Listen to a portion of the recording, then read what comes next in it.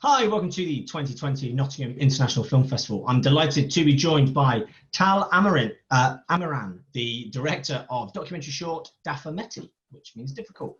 Hey Tal, how are you? I'm good, thank you. How are you? Good, good. But getting used to this new way of virtually interviewing everybody. Hoping at some point in the near future we'll be able to sit down and have a drink together and have a chat. But it's better than not doing it at all. Exactly. So tell us a bit about this film. So Dafa Metti is a film about undocumented Senegalese migrants in Paris who try to survive by selling souvenirs of the Eiffel Tower. So the film was shot over a course of about a year. The subject of the film, so I basically came across these guys selling souvenirs when I was in Paris a couple of years ago with my previous short doc, Sandmen, which I believe screened at Nottingham Film Festival a couple of years ago. So I'm thrilled to be back at the festival with my new film. So Dafa Metti, so I came across this guy selling the souvenirs when I visited Paris with my previous film, and I just saw this phenomenon of tens, if not hundreds of guys selling these identical souvenirs of the Eiffel Tower, and every 20 minutes or half an hour, police officers will just emerge out of nowhere behind bushes and will start chasing these guys up, and the guys will be just grabbing souvenirs and just run for their lives. And it was that cat and mouse thing, which, tourists found it funny.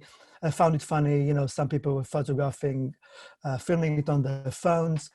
And what really struck me is, it became apparent to me that the guys were selling these souvenirs illegally. And also what struck me was the contrast between what they were selling, which the souvenirs of the icon, the most symbolic sort of icon or symbol of France, and actually them living on, or, being in France or in Paris illegally. And visually, I'm quite visual. So seeing these souvenirs glowing in the dark, so I went there again in the evening, and I just noticed these sea of souvenirs glowing with all these kind of beautiful colors. But for me, at that point, it was no longer like beautiful and glitzy. It was almost like these souvenirs were almost like some sort of a symbolism or a manifestation of this guy's sort of existence, which I realized was tough. So when I came back to London, I realized that there's a story there. I wanted to explore it. It was enough for me to decide to go back to Paris and really see if I'm going to get some access.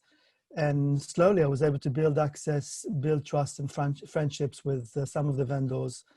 And bit by bit, the film started to come together. Fantastic. And is it purely the statues of the Eiffel Tower they sell, or is there other stuff they tend to sell? Because you do see them all over Paris. That's right. Some of them sell, and it's in the film as well. I think it's like a leitmotif where there's these dog puppies, toy puppies, which just go round and round in circles with a funny tweeting kind of sound. Yeah. So some of them will be selling these, but mostly they will be the souvenirs, the Eiffel Tower souvenirs. Okay. Yeah. Brilliant. And so documentary is obviously your sort of passion. How can people follow and find out about the next project you're going to be working on? What's the best way for people to keep up with you? So I think my website, talamiran.com, I try to update it with news and, the festival selections, the awards the film won. And I think that's a good way of keeping track on what I'm up to. Brilliant. And is there something else you're working on at the moment you can share with us? 3 projects. Some of them were obviously impacted by COVID, and it's really about finding a way of continuing work without the film having that sort of very COVID-y 2020, everybody with masks, that sort of stamp of that sort of timely phenomenon. So normally with my projects, I work on few simultaneously, and at some point one of them sort of becomes, the most, the one that really takes off and becomes my next project. So I'm in that process of not entirely sure which one of the 3 will become my next film, but one of the 3 will likely to become my new film. Okay, brilliant. Well, hopefully you'll submit to us again and we can share it with everyone in person at Nottingham in a future year. But I definitely encourage everyone to check out your website and follow the rest of your work and the journey of the film. And thank you so much for taking the time to speak to us today. Thank you so much. Thank you very much for having me and the film. Cheers. Take care.